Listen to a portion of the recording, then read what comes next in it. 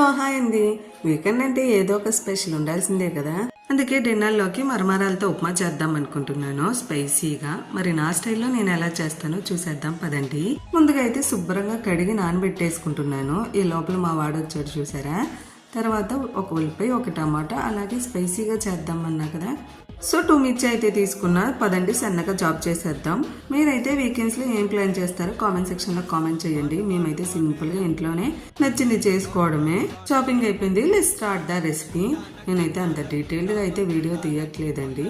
చక్కగా తాలింపు వేగిన తర్వాత ఆనియన్స్, పల్లీలు వేసి దోరగా వేపేసి ఒక 12 టమాటా యాడ్ చేశానండి. సాఫ్ట్ అయిపోవాలి ఇట్లాగా. తర్వాత పసుపు, సాల్ట్, కారం కొద్దిగా వేసి ముందుగా నానబెట్టిన మరమరాలు కూడా వేసి బాగా కలిపేసుకోండి. లాస్ట్లో కొత్తిమీరతో గార్నిష్ చేసుకోవడమే. వేడిగా ఉన్నప్పుడే 2 ప్లేట్స్లో అయితే సర్వ్ చేసేసుకున్న ఆనియన్తో ఇంకా సాంగ్స్ పెట్టుకొని ఎంజాయ్ చేస్తూ తినడమే. టేస్ట్ అయితే అదిరిపోయింది. మరి మీకు వీడియో నచ్చితే లైక్ చేసి సబ్స్క్రైబ్ చేసుకోవడం అసలు మర్చిపోవద్దు.